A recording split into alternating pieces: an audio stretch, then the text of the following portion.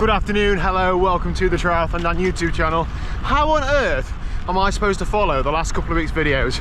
I've absolutely no idea. I'm gonna give it a go. Let's pull up somewhere and I'll give it my best shot.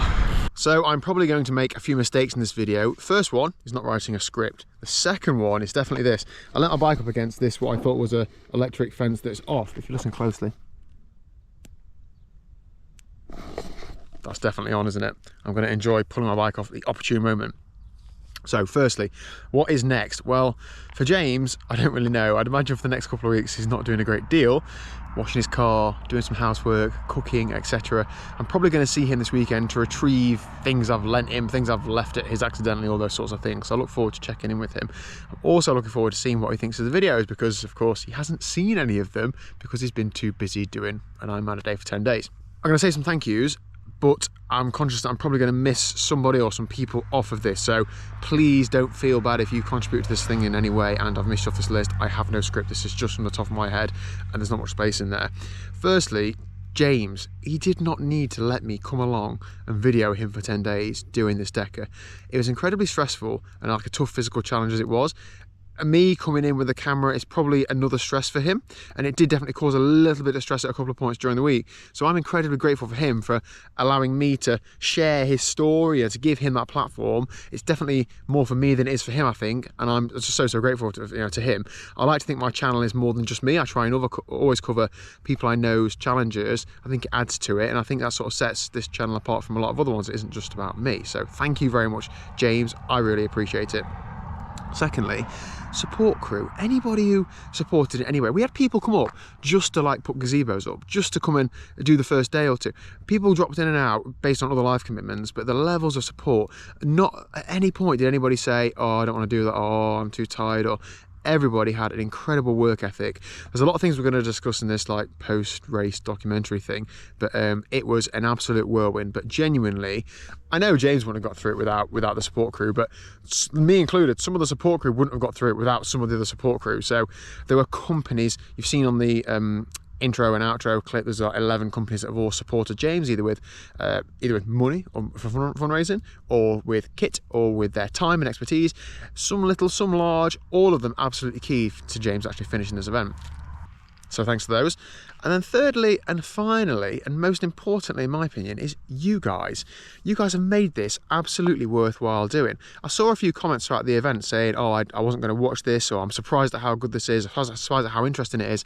And I absolutely agree. When I was trying to think about how I was going to video and document 10 Ironmans in 10 days, I couldn't think how I was going to make these videos different, how I was going to make them exciting. I knew they were going to be fairly long because of the length of the event, and I sort of resigned myself to the fact that, well, if these videos don't do very well, like numbers wise, it doesn't matter because James has still got the memories and that's the purpose of it. And that was the underlying tone.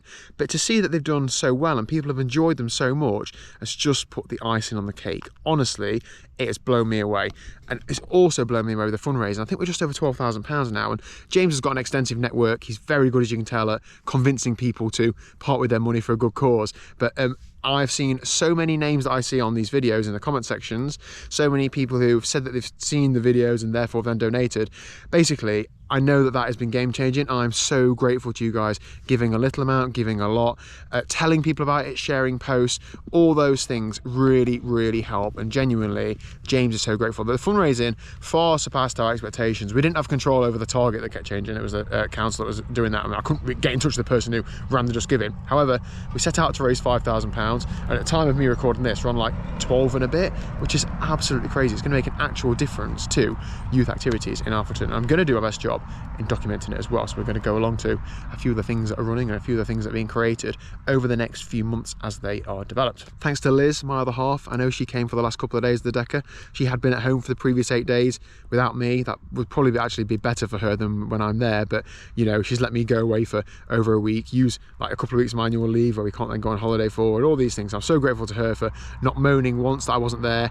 I would honestly go like a day or two without even texting her because it was just so busy and flat out, or just like a quick, hi, I'm still alive, speak to you later sort of thing. So she was so patient with me, and when she came those last couple of days, my life just improved a little bit. So thank you very much, Liz, for letting me do that. I think that is about it. In a nutshell, we're just so grateful for anybody who contributes to this at all in any way, shape or form. We have people coming up to see James who'd watched these videos who didn't know him before that, and James absolutely loved that, so brilliant. Anyway, I'm not going to go out anymore because we are going to cover it in a video that's soon to come. What's next for me? Well, I need to do some training. Over the last couple of weeks, as you can imagine, it's not been ideal for training. That's absolutely fine. My number one priority was to get James to that finish line, but I do need to do some training now. I'll put my Training Peaks screens on screen, training things on. They're on screen now. Training wise, whilst I was at the Deca, so I didn't document any of it. However, I did do some, but not a huge amount.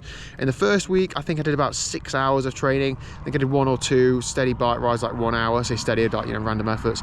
A couple of runs, I think I did like 25 miles of running, some with James, doing some laps, and some myself. I think I did 3 swims, most of them open water, so that was okay. The second week, the tiredness just caught up with me, you know, sleeping in a tent, early mornings, late nights, long days. It just became a bit more challenging, coupled with the fact that it was getting more difficult for James. So, you know, our spirits were a little bit lower than they were in the early days. It just meant that I couldn't quite do as much as I wanted to. So the time of recording this is Friday evening, and I've done 2 hours of training before today, 1 hour of which was, no, 1 hour and a quarter of which was with Liz yesterday. So I've got some work to do. Now I have, in 2 weeks, Cork 70.3, which is a middle distance triathlon. In 6 weeks, I have Ironman Wales in Wales. And so many people keep saying, oh, I can't wait to see James in Wales, James in the video. At the time of recording, I don't think I've discussed it with James. Hopefully enough peer pressure will give James the, you know, reason to come to Wales and do a video for me and say hello to some of you guys, but I'm not too sure if he's coming or not. And then 2 weeks after that, so in 8 weeks, I'm doing Outlaw X. Now, I'm not really worried about any of those events. I know that I'll get round, but I want to do my best, so therefore I'm going to commit myself to training for the next few weeks, do everything I can, and that's starting with today. So I think I'm doing 3 hours or so on the bike today. I'll leave the stats on screen. Feels weird. My heart rate's really high. I've been this place many times before. Just need to get back into training, get a couple of weeks under my belt, and go from there. So yeah, I think I'm going to end today's video there. A bit of a wham bam done, but I was never going to follow this week's series, have I? Thank you very much for watching. If you haven't already, please do hit the subscribe button down below, and I will see you tomorrow at 1 o'clock.